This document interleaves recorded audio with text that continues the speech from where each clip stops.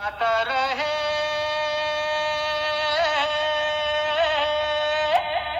मेरा दिल। नमस्कार, वेलकम अगेन इस प्रोग्राम में जिसका नाम है ज़िंदगी के रंग गीतों के संग। मैं आया हुआ हूँ कानपुर में। यहाँ पे शादी का माहौल है और वहाँ पे मुझे स्नेहा जी मिल गई। स्नेहा कुलकर्णी पूना से आती हैं और शादी में शरीक हुई हैं, तो हमने सोचा कि क्यों ना स्नेहा जी से बातचीत कर ली जाए। कौन सा रंग वो लेके आई हैं ज़िंदगी का, जो हम उसके बारे में चर्चा करें। स्नेहा जी, आपका बहुत बहुत स्वागत है।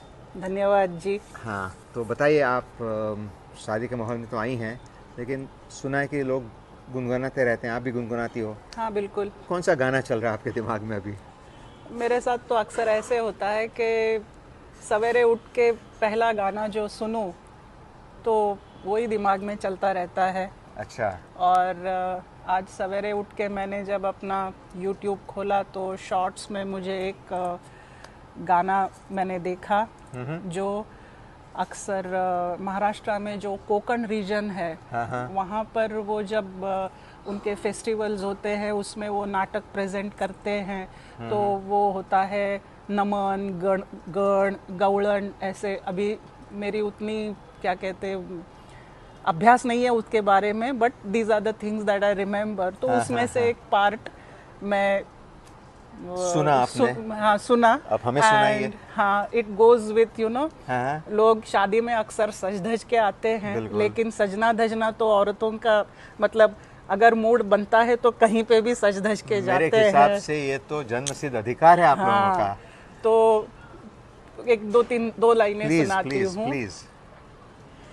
काजळ नैनी कुंकू कपाळी, काजळ नैनी कुंकू कपाळी, केसात वेणी माळली अनुराधा ही, मथुरेच्या बाजाराला चालली अनुराधा ही, मथुरेच्या बाजाराला चालली। बस इतना ही याद है मुझे। ये मराठी में है, थोड़ा समझा दीजिए हमें कि हाँ, क्या है। तो ये है कि गोपियाँ जो होती है वो गाय का दूध निकाल के वो बाजार में उसको बेचने जाती हैं। तो अक्सर हमेशा वो एक ग्रुप बना के जाती हैं, और जब वो निकलती हैं गांव से तो कृष्णा और उसके ग्वाले आके उनको रोकते हैं, उनसे टोल वसूली। बेसिकली वो छेड़छाड़ होती है। अच्छा, मतलब अच्छा। फ्रेंडली छेड़छाड़। हाँ। और तो उसका ये वर्णन है। इस गाना आगे भी बहुत है, वो मुझे पता नहीं है, मैंने कभी सुना नहीं है, लेकिन ये कैची लाइन लगी जो मेरे दिमाग में चल रही है, मैंने गुनगुना दिया। तो उसमें वो राधा कैसे सजी है, तो उसने आंखों में काजल लगाया है, माथे पे बिंदी लगाई है और बालों में फूल सजाए हैं।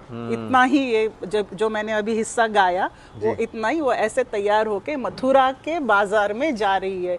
तो आश्चर्य की बात ये है कि ये है तो कोकण रीजन जो कोस्टल महाराष्ट्र है, वहां से वो गोपियाँ, जिसको हम मराठी में गौड़न बोलते हैं, वो उठ के मथुरा के बाजार में जा रही है। बस देखिए, नेशनल इंटीग्रेशन करा दिया आपने। बिल्कुल। कोंकण से मथुरा का।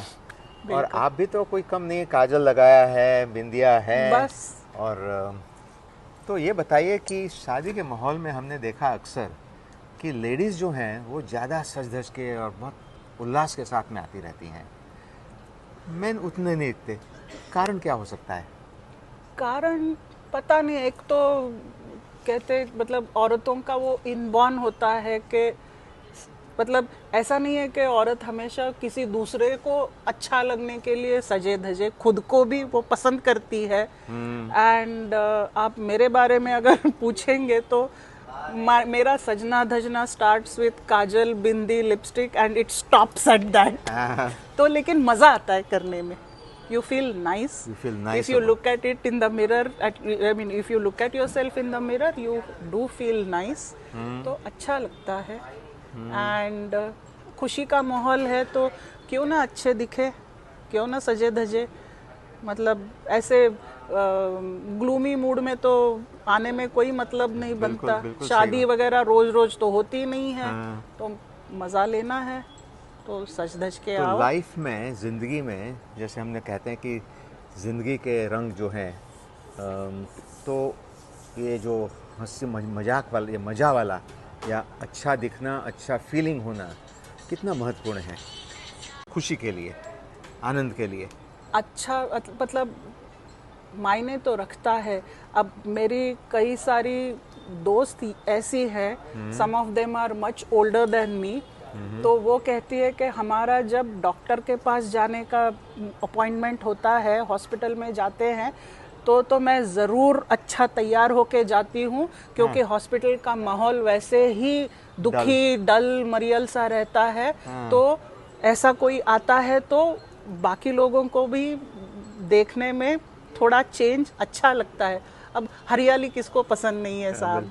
बिल्कुल सही है। बिल्कुल, तो आई लाइक दैट पॉइंट के सिर्फ शादी ब्याह में क्यों सज धज के जाना है हर रोज, क्योंकि आपको मतलब पता नहीं, लेकिन किसी न किसी को तो आपकी तरफ देख के अच्छा लगता है, और अगर उन्होंने बोल दिया कि आप बहुत अच्छे लगते हो तो आपको भी अच्छा लगता है, तो क्यों ना करें।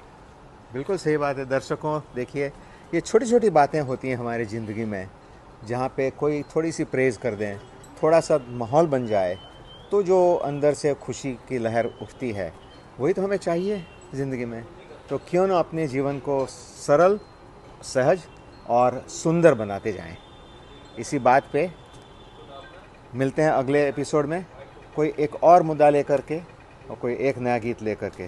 तब तक गाते रहिए, गुनगुनाते रहिए और ज़िंदगी को जीते रहिए। बहुत बहुत धन्यवाद। Thank you. दर्शकों, अगर आपको ये सीरीज़ पसंद आ रही है तो हमारे इस वीडियो को ज़रूर लाइक करिए और हमारे इस चैनल को सब्सक्राइब करिए, और अपने सभी साथियों के साथ, अपने स्वजनों के साथ इस चैनल के लिंक को शेयर करिए, ताकि उनके जीवन में भी आनंद की अभिवृद्धि हो। बहुत बहुत धन्यवाद।